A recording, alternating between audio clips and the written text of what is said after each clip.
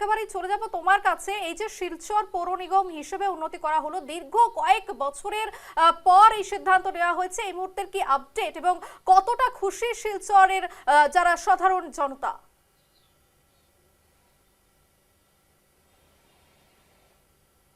আমরা যেখানে দাঁড়িয়ে রয়েছি এই সেই ভবন যা অনেক হিস্ট্রি নিজের মধ্যে নিয়ে রেখেছে। 1882 সালে প্রথমে যখন এখানে হয়, প্রথমে এটা টাউন কমিটি করা হয়। তারপর 1893-তে এটাকে শিলচর মিউনিসিপ্যাল বোর্ড হিসেবে উন্নতি করা হয়।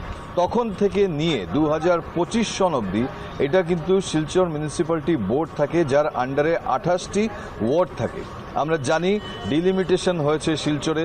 আর এখন গত বছর জুলাই মাসে মানে 2025-এর জুলাই মাসের 30 তারিখ উন্নতিকরণ করে এখানে এই যে মিউনিসিপ্যাল বোর্ড ছিল এটাকে শিলচর মিউনিসিপ্যাল কর্পোরেশন করা হয়েছে এবং ওয়ার্ড 28 থেকে বেড়ে দাঁড়িয়েছে 42।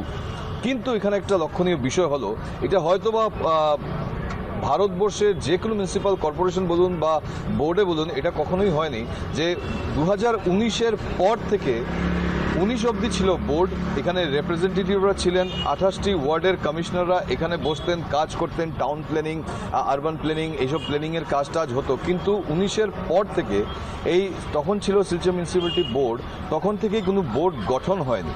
কিন্তু সেই প্রক্রিয়াকে সুচারু করতে আমরা জানি মিউনিসিপ্যাল কর্পোরেশন বানানো হয়েছে, উন্নতি করা হয়েছে।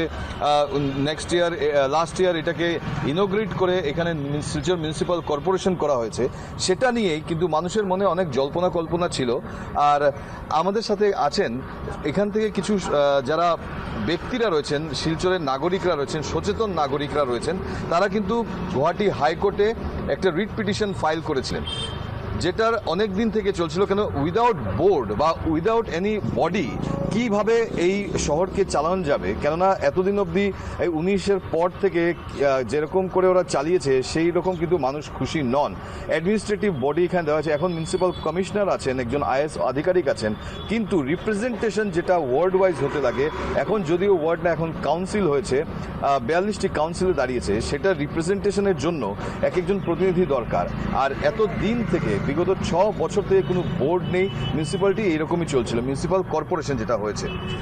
আপনারা ফাইল করেছিলেন গুয়াহাটি হাইকোর্টে, যেটা নির্ণয় এসছে যে 22 জুলাই 2026-এর ভেতর ইলেকশন করিয়ে আর বোর্ড গঠন হয়ে যেতে লাগবে।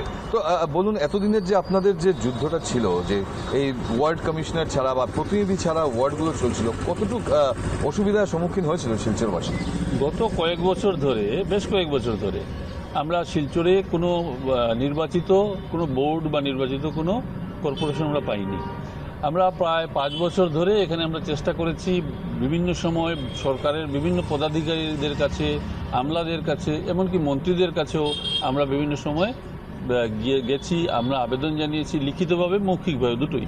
কিন্তু আলটিমেটলি রেজাল্ট তেমন কিছু পাওয়া যায়নি। সরকার যারা, বিশেষ করে যারা মন্ত্রিস্তরীয় যারা নেতারা, তারা আমাদের বলেছেন যে হ্যাঁ করে দেওয়া হবে, কিন্তু সেই করে দেওয়া হবেটা বাস্তবায়িত হয়নি। ফলত আমরা শিলচরের শহরের বেশ কয়েকজন নাগরিক, যারা প্রগতিশীল নাগরিক সমন্বয় মঞ্চ আমরা গঠন করেছিলাম, সেই মঞ্চের তরফ থেকে আমরা বাধ্য হয়ে শেষ পর্যন্ত গুয়াহাটি হাইকোর্টে আমরা একটা রিট পিটিশন দাখিল করেছিলাম। এবং সেই রিট পিটিশনের যেটা বেশ কয়েকবার সেটা শুনানি হয়েছে, সরকারের পক্ষ থেকে বলা হয়েছে, ইলেকশন কমিশনের পক্ষ থেকেও বলা হয়েছে। তারপর মহামান্য হাইকোর্ট একটা স্পষ্ট নির্দেশ দিয়েছেন যে ইলেকশন কমিশন এবং সরকার যে দাবি করে যে হলফনামা পেশ করেছে, সেই হলফনামা অনুযায়ী 22 জুলাইয়ের মধ্যে এই শিলচর মিউনিসিপ্যাল কর্পোরেশনের নির্বাচন করার রায় দেওয়া হয়েছে। আশাবাদী আপনারা যে এই 22 জুলাইয়ের মধ্যে হয়ে যাবে? দেখুন, এখন পর্যন্ত সরকারের যেটুকু ইনিশিয়েটিভ শুরু করার কথা ছিল, বিধানসভা নির্বাচন শেষ, মন্ত্রিসভাও গঠিত হয়েছে, মোটামুটি একটা মন্ত্রিসভা গঠিত হয়েছে, কিন্তু মন্ত্রিসভার সম্প্রসারণ বাকি রয়েছে। হ্যাঁ, মন্ত্রিসভার সম্প্রসারণ বাকি রয়েছে। কিন্তু আমরা জানি যে সমস্ত বিভাগের মন্ত্রীদের ইন্ডিভিজুয়াল দায়িত্ব দেওয়া হয়নি, মুখ্যমন্ত্রী সেটার দায়িত্বে থাকেন।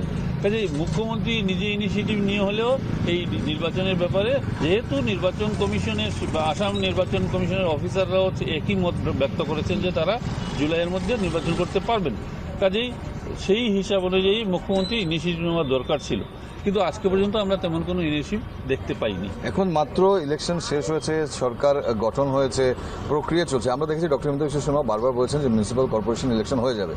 তো রূপালী, দেখো উনি হলেন আশু পাল, ওনাদের যে মঞ্চটা, ওখান থেকে যারা এখানের নাগরিকরা ছিলেন তারা মিলে এই একটা মঞ্চ তৈরি করে ওরা গুয়াহাটি হাইকোর্টে পিটিশন ফাইল করেছেন। পিটিশন যেমনটা উনি বলছেন, পিটিশনের অনেকবার শুনানি হয়েছে।